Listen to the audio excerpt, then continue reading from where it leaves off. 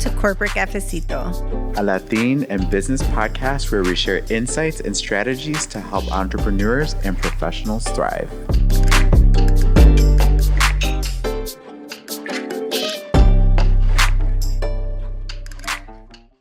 Hi everyone, welcome back to Corporate Cafecito. Yo soy Nayeli Suarez Guest. Y yo soy Carlos Butler Valle. So one thing we were talking about is, Carlos and I always think back of like, what advice would you give your younger self? And I was like, I don't know if any advice that I would give my younger self is relevant I'm sure you in can the find job a market few. today. Well, like, so how I found the job back in the day was, one, like every job I had in high school and college was because like a friend worked there. So that still holds. Yeah. Right? Like use your network. But when I found like my first corporate job, it was like because they were bidding for, you could bid for interviews. And the company, if they signed up to go interview at UIC, Go Flames, and you bid on it, you got like 20 points. And if I wanted to put all my eggs in one basket, I would say, okay, I'm going to put like 10 points and then you bid. And so if you bid the highest, you were guaranteed an interview with them. Wow. Isn't that crazy? That's pretty cool, actually. It was really cool. Yeah. So by the time I graduated college, I had 3 very different job offers based on where I put my points. Yeah. They also had companies screen through the resumes, and if they chose you, then you didn't have to use your points. Oh, wow. Yeah. And I loved it. I thought that was an interesting system. I know, it was a great system. Wow. And that was very, to your point though, very different times. Very different times. And so just really quickly, this conversation started because of course we want to acknowledge the fact that we are now in very much full on graduation season. Yep. So congratulations to all of you who are graduating, whether it's from college or you're getting, a secondary degree or high school or absolutely. And congratulations to all of you family members too of somebody who's graduating, because one thing that we know. That's the thing. Like my generation is now, like even though my kids are in high school, like I have a lot of friends whose kids are graduating. Yeah, and yours is going to come before you know it, right? But one of the things that, truly is not just, it's not cliche, it's true, is the fact that it takes a village, right? It really does take a whole community of people from a support perspective and everything else. And of course, here at Corporate Cafecito, we see ourselves as part of your community. We see yourself as part of your familia. Bad and be and dream, and we want you to be on this couch with us telling us about how you went through college and how your abuelita cooked for you when you got home. Yes, I love all those stories. That's giving me goosebumps a little bit. It's so funny. One of the I watch a ton of reels when I can't go to sleep, and one of them, it was like when I bought my big fancy house, and then they're like, and I got my big fancy stove. And then it's like when I'm cooking on my stove and it's huevo con salchicha. Yeah. And I was like, that's so true. And I'm like, that's what my grandmother used to make us all the time. Oh, man. And I just remember running home from school so that, I could have huevo con with salchicha. I love that. Yeah. And so as we thought about, initially I think this sort of started as what would we tell ourselves if we were new graduates? And then we realized that, to your point, there are obviously still some things that are relevant, but we are in a very different space. Very different. There were so many programs back then. Yes. Leadership, management programs where they would rotate you every 6 months so you could understand the company. It just felt like there was more of an investment from the company to get to attract. The other thing that I feel was very different is it felt like the disparity was bigger between different communities in terms of access to different opportunities. Oh, yeah. So even school preparation programs, whereas now it feels like a lot of this younger generation in particular, they're fierce. I mean, they are, some of these folks are starting companies before they even graduate high school or college, right? Yeah. And so there's a totally different level of, I think, access and opportunity, but that also creates, I think, a completely different level of competition. I think there's there's also the lack of, I'm getting tongue tied trying to say this. There has been a decimation of entry level positions. Yeah. Talk about that more. You know, that to me is like, so when you came out of college, right, there was that job that would start you at like, you know, I remember like nothing, right? Which in this day and age would be a very, like, it surprises me that the salaries for entry level have not changed that much over the years. It's what you do when you get there Yeah. but it's scary. And yet the expectations are Oh, of that higher for entry people level coming job. in. Yeah. Yeah. So, you know, the entry level job of coming in and learning and us preparing you and doing the classes and the presentation skills and all that. Now they expect you to come in prepared. Yeah. And I feel like that is such it's going to make you feel more of an imposter if I'm going into this corporate environment, if I've never been in the corporate environment, right? And then there's internships, but how many internships are there? And are we going to be considered, or is it going to be some Nepo baby? Yeah. And then It's true. It is. Yeah. And so when you get all that together, it's just like that first job is hard. Yeah. Second thing working against are college grads. And then I'll go into what's working for, because I want to leave you on a high note. Yeah, I like that. You know, when you enter the workplace during a recession, salaries are lower. Yes. And cost of living has only gone up. Yeah. Yeah. Truly. It right? is. I mean, like, but like the salary will never recover if you stay at that first job. Yeah. So when things get good or the economy bounces back, you have to find another job. Yeah. You know, I was thinking about, as you're saying this now, our generation, I don't even think was at that point where you would go into a job where we would go into a job and expect to be there forever. Like was already that was already a done thing, right? Actually, you know what? I'm going to tell you, I did. You thought you were? I did, and but, I remember, but it wasn't happening though. But I when I was at PepsiCo, I remember one of my mentors said, "You know, none of us are going to retire from here." Yeah. And I had like the biggest cry. I was like, what? Yeah. Like, I love everybody here. And it was just so sad. That's because you're an old soul. But everyone else, I was heartbroken. Don't you think like Xers were probably the last kind of generation, or well, boomers were probably the last generation. Yeah, boomers were the last generation as a whole, of like staying somewhere for 40 years. Yeah, exactly. Yep. And so like even for us going into the workplace, it was like, okay, maybe I would say, okay, so let's talk about this. When we first entered the workforce, I think the average length of stay was significantly longer. Yes. It would probably be around maybe 6-7 years on average. When certainly for me. Oh, if you left a job before 5 years on your resume, you'd be like embarrassed to, but you'd be like, oh my God, persona non grata, right? Like blacklisted. God. Yeah. I remember like I was 3 years at one, like 9 years at the second one. And then I left my third one after 3 years, and they said, you like to bounce around a lot. It was like, I've heard that. And it's funny because, again, those are the Xers who are typically, or even the boomers who were interviewing you and being like, what? But, and then slowly but surely, I would say roughly, this is when I noticed it, kind of certainly from an HR perspective. I noticed right around the year 2015, 2016, that the average length, the average tenure for somebody was roughly around 3 years. And that took a long time from when it was 6 to when it became 3. Oh, yeah. Funny enough, though, from 3 years to 2.5 years took only about 6 months.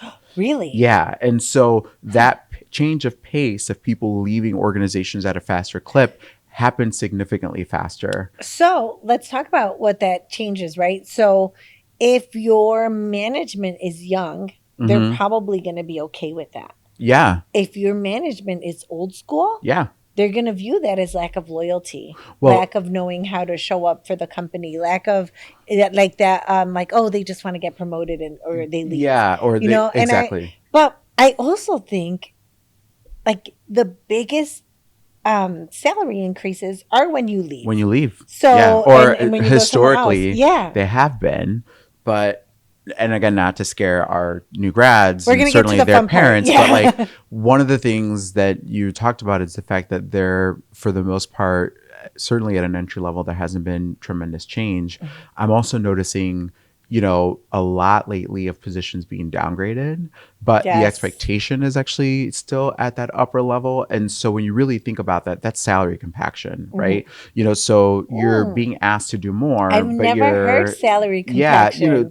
that's where But you're being asked to do more, we but call that quiet hiring. yeah, I mean, I'm No, but I for some like reason, that. I that What just did you call it? salary Salary compaction. compaction. Yeah, but it's like, Yes. but you're Because your salary is like this, but your role is like, yeah, absolutely. yeah. And by the way, your title is also different. And we still live in a society where titles, particularly in the United States, where titles really matter. And so, I don't think you bring up a good point as a younger manager. And I'll remember this story when I worked at a tech company. I started to notice that the average tenure started to go down. And, I noticed that the employer branding that we had was really around come here and create your career. And I was like, wait, but there's something off because this doesn't match the reality. The reality is people are coming here, they're Creating their career. boosting their career and then they're leaving. And so let's be real about that. But that was a purposeful decision. In many cases, what's happening right now is being thrusted upon people rather than necessarily being a purposeful decision for folks. Yeah, I think that, as you think about the graduation landscape, Yeah. as we think about, first of all, I want to salute all of our Latinos, Latinas out there that graduated because you are boosting the numbers that every year we become more and more educated. Yes. And I think that is just so beautiful. And Latinas are outpacing everybody in terms of getting their degrees. So let's go. Yeah. You're getting on the degrees. You're becoming entrepreneurs at a faster rate. Yeah. I mean, So it's just, unstoppable. it's a beautiful time to be, us, part of our culture. And it's it's very proud. And I personally at my son's high school, we hosted an event for Dia de las Madres where we handed out their graduation stoles that were covered in Latino culture and color, etc., to kind of tell them like, hey, to your point, you have a community behind you. Yeah. We're all cheering for you, and we're going to have this special event to give you your stoles because you need to see everybody in this room and how much we're cheering you on. It's part of your community. Yes. Yeah, and so, it was really beautiful. I think one of the things that has evolved that I'm so proud to see is we're really lifting each other up. Yeah. Like I have seen that in droves. Like I see people just helping each other, volunteering, mentoring, going on into nonprofits and going into empowerment and really helping shape this next generation. And can I just say though, that requires you to opt in. And I'm starting to see diverging paths between people who are choosing to not be a part of that process and the people who are fully benefiting from that by opting in. Yeah. I think particularly with the younger generation, some folks are like, listen, just leave me alone. I would be home. I'm just gonna, do my work, and then I'm just gonna apply to jobs. And then they're sitting here, hitting their heads against the wall, trying to figure out why. And then the other diverging path is people walking into these situations where there's such a tremendous level of support, engagement in professional development organizations, these types of, I'm going to support tell you, networks. even though they're choosing to opt out, Latinas don't get a chance to opt out. Like you were born into a network when you're born into your family, right? When you're born into your community or your block, there's always that person that's going to notice or help or whatnot. So leverage it. Yeah. You have to. You have to. Make like I remember, like teachers that would help me, spell better, or that believed in me, or gave me a piece of candy that would motivate me to learn my multiplication tables. Like all those things. I think that it's easy to go back and identify them now because in the time you're just like, oh, cool, I got a candy, but it's like, I got a candy because I could do 1 through 12s in like 3 minutes. Yeah. I love that. So I would say, I think in that regard, the future looks really bright for our community. Because we are in that support and build and grow mode. By 2030, we will make up 30% of the workforce. Yeah. Okay, so that is what are we now? 2026? 2026, yeah. In 3.5 years, we will be 1/3 of the workforce. Yeah. If we don't find the seat at the table for each other, no one's gonna find a seat at the table for us. Yeah, and again, we I think that it's no secret that the current environment is maybe not as conducive. We've also, I think, been around long enough to know that there have been peaks and valleys, and in some ways, this feels slightly cyclical, but each cycle feels different too.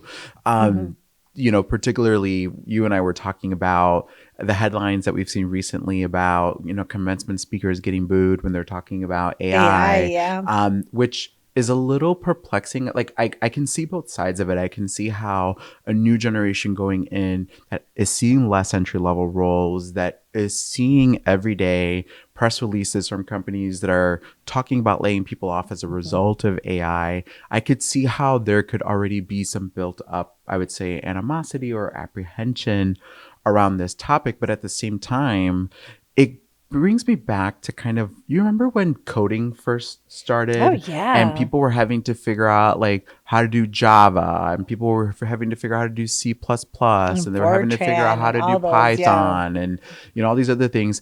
In a way, this almost creates what I would say is a beautiful opportunity to get in To there, be an like expert. to like dig Yeah. in, to learn as much as you possibly can about this thing that I think is just beginning to impact us. Yeah. And I'm saying not just in a negative way, No, no, right? no. I mean, to your point of being cyclical, right? We had the introduction of Walmart as a national company, Yes. and national stores everywhere. That was a huge scary thing because that Mm-hmm. shifted the dynamics and took away jobs and Yeah. closed General retailers and did this. stores. Yeah, Yeah. it took away, and so that was super scary when it started. And then we're like, okay, now we all accepted Walmart, Yeah. right? Computers, Yeah. right? The That was internet. that was the one that, like, I think that was what the alphabet guy was saying, like computers, when they came in, AI is similar where it's replacing the work of many. Yeah. And then when we had September 11th, Mm-hmm. that was another big crisis that we had lost a lot of jobs, and then we had the 2008 housing, Recession. yeah. Yeah. And so all these times when it has felt bad, we still came out okay. Yeah. Like, and I don't mean that we are okay. I mean that we survived. Yeah. And I think that that's one of the things that our culture does well, is learning how to survive and how to adapt and how to change. Yeah. And when I guess you're right. If I had a piece of advice to give our recent graduates, is learn the stuff that people don't want to know. Yes. And to your Or point, that they're AI is going to scared be to. scary. Yeah. AI is going to be weird. And, no one's going to be able to, it's going to be like Excel, right? Like we're all Yeah. going to learn how to do 20% of what it can do. Yeah. But for this person who could do 50%, or who can be a better prompt engineer, like all of that is going to differentiate you in the workplace. Yeah.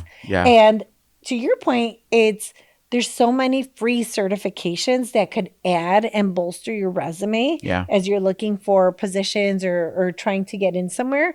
Take those courses, add that certification, become the expert, run towards it. Yeah, I completely agree. I mean, I think it's easy to see how this will become more ubiquitous in our lives. Mm-hmm. It's coming to our phones. It's coming to our, I was talking to somebody recently. They said that at their employer, they literally used every single one of the big AI LLMs, the large language models. I was like, So what's an LLM? the large language models, the AI agents, right? Mm-hmm. Like, so they're doing ChatGPT and they're using Claude and they're using this and they're using that. And it's like, and my question was, are you taking the time to learn every single one of them? And to what extent? Right. Because at some point they will make a decision. They're not going to give you all six forever. And so Yeah. what's going to happen, when you don't have a mastery of any of these things? And it's not necessarily, that doesn't mean you have to become a master at all of them, but certainly, I would say, if I could give my own self some piece of advice, is to be able to say, there's a fine line between being a jack of all trades and being a master of none, and then also being specialize and also specializing at everything. And maybe take a look at what that balance is a little bit more along your life, along your career, because there are, at least to an extent, maybe I'm not going to be the chat GPT expert, but I can survive more in a workplace by knowing a little bit of Claude, or enough about Claude to be dangerous, enough about Claude, chat GPT, whatever it is. I just got the best AI tip the other day and I'm dying to share it. But it was like, write everything you need. And then at the end, say, ask me questions before proceeding. The Socratic method. And I was like, this is genius. Like, that's such a good idea, because maybe I'm not asking it right, or maybe there's some confusion. And before you give me something, then I'm going to be like, oh, I just killed a river for not the right answer. Like, I should, like, what's the right thing? Yeah, I like that. That's called the Socratic approach. And so the idea is, Carlos. Yeah, I just went to a session on this. See, this is why it's important to, but the idea is, don't just present the information to me, like, help me iterate. Help me think through this, because one of the things I am a little bit concerned about is the fact that we're starting to, I think, get to a place where certainly I'm seeing that we're relegating a lot more decisions and I would say knowledge acquisition to these very specific tasks that we go to AI for, and we're not learning a ton of things. We're checking things off the box, but we're not necessarily learning a lot of things. Does that make sense? Yes, it does. My husband makes fun of me because he says that I don't use my Alexa right. Because I'll be like, play music or set a timer and add this to my Casco list. And he's like, that's like not even what it's supposed to be designed for. And it's a yes and. It's what I need it for. Yeah, it's a yes and. But I feel like with AI, like, we can't just use it for recipes. Yes, I agree. I do believe that particularly with this generation of graduates, the next set of unicorn companies is going to come from the people who are really developing a mastery in AI. And they are leveraging the vast knowledge pool to identify certain problems and then of course come up with solutions. They're going to figure out how to be able to better pitch it. They're going to be able to better figure out how to fund it. They're going to be able to better figure out how to run it, right? I mean, so there is, I think, so much out there that is certainly an opportunity. And if I could give a tip to any of the parents, give 3 tips. 3 tips to the students. Oh my 3 God. tips to the parents. Well, I feel like we've given some pretty good tips to the students, but I would say to the parents or the parent figures for these folks, because it could be your abuelita. I mean, certainly I've seen, which I love, like I've seen tíos and tías and primos and abuelitas who are like, I do for my nephews is, ¿qué haces con el GPT? Or no sé, pregúntale a tu GPT. In my mind, I always think of it like how I would write GPT, but in Spanish. Because that's how they see it, like a Walmart. Or the Wi-Fi. Yeah, or the Wi-Fi. But encourage, ask questions around this stuff, right? Get in there, like do things together to build, to explore, right? Maybe provide a challenge to your son or daughter or your child and say, hey, I've been experiencing an issue with this and it would be interesting to know. The other day, I literally just went on Claude and I said, what would a potential competitor to LinkedIn look like? That is fully skills based, that is not a social network in the sense that, people, it's not a Facebook or anything like that. Like you're really only able to post about very specific things. You're not posting about politics. You're not posting about any of this other stuff. And Claude and I like iterated and we came up with like a really great tool. Now, if I were maybe a little bit younger and, and had a little bit more free time, maybe I would probably pursue something like that. But to me, I thought, okay, here's a tool that pretty much has a monopoly on this work. How would it look different? And what would it be? And I think those are the kinds of questions that I think parental figures can ask, particularly some of their young grads. Like, what's something that's difficult for you? try to, think about it for a little bit, like iterate a little bit. I like that. But that's my like big piece of advice. Yeah. And don't let yourself like, one thing I will say, so my mom is a preschool teacher, and I love talking to her about AI. Obviously, I'm not a new grad. We do have younger nieces and nephews that are getting ready to graduate, and but my mother, who is soon to be in the 60s, is literally using Chat GPT and AI and every day. I love that. I Yeah. mean, the other day we were talking about like what's a potential use for lesson plans or those kinds of things. So just even having those conversations, I think among like the like family is really important, and it just gets you thinking and get in there yourselves. So, the other thing is she always says to me, she's like, "Oh, mijo, no sé cómo hacer esto." And now I go, "Pues ma, no tienes excusa." Because Right. now you have the You have this GPT. computer. Now you have your GPT to basically try to figure it out. And so my other piece of advice is like get in there, challenge yourself, and try to figure out, even if it's planning a vacation or starting with a recipe, start somewhere and then go from there. And get comfortable with it. Yeah. So my advice to recent grads, or if you're graduating in December, is one, make sure you're able to talk about what you bring to the table, your skill sets, who you are, why you're different, what makes you you. Two, have your resume done.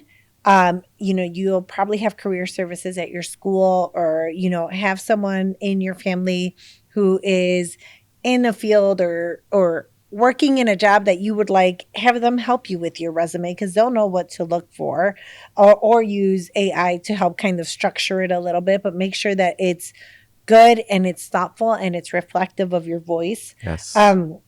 3, network. Yeah. Go out to the networks. Go help someone. Go be part of an organization. Go to the events. Go to your church. Go to wherever you go where there are many people. Go there and talk about who you are and what you do, not in a boastful way, but in a helpful way. Yeah. And, oftentimes I work with a lot of mentorship programs. And when I look for a mentor, I look for someone who's just a year or two out, because they'll have just gone through that same experience. So once you land somewhere, come back and help the person behind you. Yes. So that they can also follow the path. You've made me think about one more piece of advice. Please. Which is, I don't think it's enough to talk about knowledge of AI. I think it's even more important to talk about impact that you created as a result. And so if you're someone who is a new grad and you haven't necessarily landed a job yet, or you're still kind of exploring, this is a great opportunity to maybe find a nonprofit that you could be supporting. Ask them what's maybe one or two things that they're struggling with.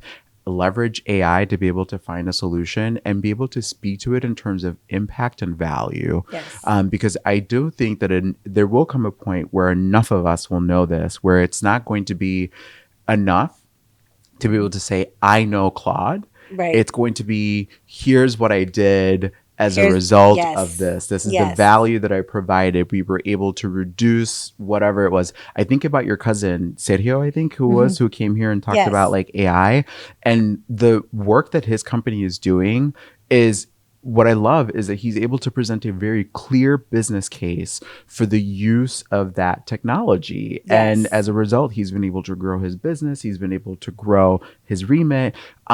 So I don't think it's going to be enough. There will be a point where it's not going to be enough to just be able to say, I know these different GPTs. It's about impact. And I think that's going to really help set you apart. Yeah. Well, felicidades. We're so excited to have you as part of the community of educated, graduated Latinas. Yes. And to your parents, your community, your abuelitos, your tias, everybody who supported you, congratulations. We all wear that cap when you wear that cap. So, just keep trucking, and we will hold our cafecitos here and keep cheering for you. Yeah, I would just remind everybody that we are part of your familia, and that this has been all of these things. I mean, a lot of what the foundation of obviously Corporate Cafecito has been, and when you started it and what we've tried to do together over the last year or It's so all has about been community. to provide Yes. you these kinds of things. And so please go back, take a look at some of the different sessions that we have had, whether it's on AI or it's Or on negotiating a salary, negotiating or how to how to show up in the network. Yeah, workplace. all Yeah. of those. Like we have this arsenal of podcasts for you to listen to. Yeah, absolutely. So you're not already starting behind. You Yes. already are starting ahead. And, leverage it, leverage us. And we can't wait to see what you do. All right. Aquí los esperamos la próxima vez. Hasta pronto.